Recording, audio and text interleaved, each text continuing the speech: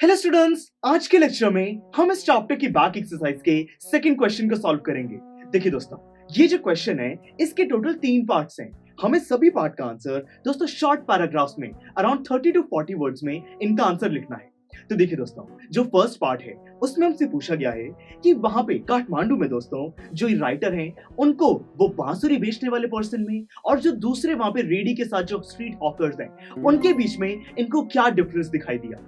दोस्तों, हमने चैप्टर में बहुत ही आराम से स्टडी किया था कि यहाँ पे जो राइटर है उन्होंने देखा कि जितने भी वहां पे स्ट्रीट हॉकर्स हैं वो जोर जोर से चिल्ला रहे हैं, उनके जो कस्टमर्स हैं उनको वो पुकार रहे हैं, उनको अट्रैक्ट करने की कोशिश कर रहे हैं। पर यहाँ पे जो फ्लूट सेलर है, बांसुरी बेचने वाला जो पर्सन है, उसको अपने बिजनेस की ज्यादा टेंशन नहीं है। वो आराम से दोस्तों किसी कॉर्नर में खड़े होकर वो अपनी बांसुरी बजा रहा है। थोड़े टाइम बाद वो चलता है, फिर रुक जाता है, फिर अपनी बांसुरी बजाता है। दोस्तों, कहने का मतलब ये है कि वो बहुत ही स्वीटली अपना काम कर रहा है, वो कभी भी चिल्लाता बिल्कुल भी नहीं है। यही डिफरेंस है दोस्तों जो कि राइटर ने ऑब्जर्व किया। अब सेकंड पार्ट देखिए, इसमें पूछा गया है कि पशुपतिनाथ टेम्पल में कोई एक बिलीफ है कि कुछ ऐसा होगा जिससे कि हमारी पूरी धरती पर, अर्थ पे दोस्तों कोई कलयुग का पीरियड है जो कि खत्म हो जाएगा। उस बारे में दोस्तों वो क्या बिलीफ है पूछा गया है। हमने कहानी में देखा कि जो पशुपतिनाथ टेम्पल है उसके पास से ही दोस्तों एक रिवर फ्लो करती है जिसका नाम है दोस्तों बागमती। अब वो जो बागमती रिवर का किनारा है वहां से दोस्तों किसी स्टोन में से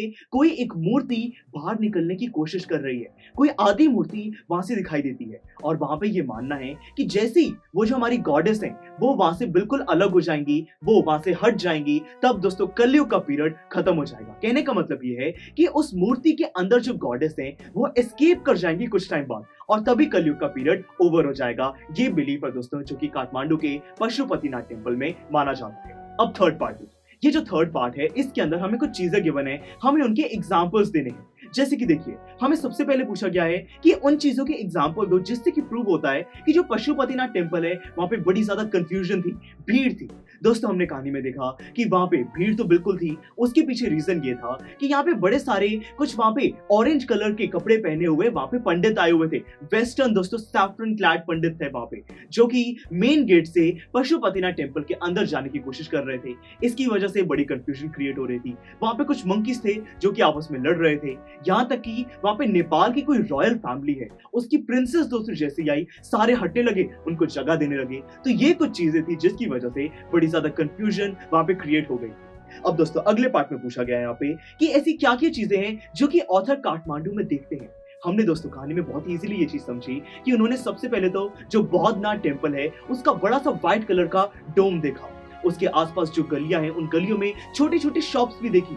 और दोस्तों, काठमांडू की जो बिजिएस्ट स्ट्रीट्स हैं वहां पे उन्होंने अलग अलग स्ट्रीट हॉकर्स, यहाँ तक कि वो बांसुरी बेचने वाला पर्सन भी उन्होंने देखा। अब देखिए, लास्ट पार्ट में पूछा गया है कि यहाँ पे उस चीज के एग्जाम्पल दो जो चीजें यहाँ पे राइटर हमारे सुनते हैं, साउंड्स की। दोस्तों, हमने देखा कि उनको बड़ी सारी हॉर्न्स की साउंड आती है, बड़ा बिजी वहां पे सीन को डिस्क्राइब किया गया है।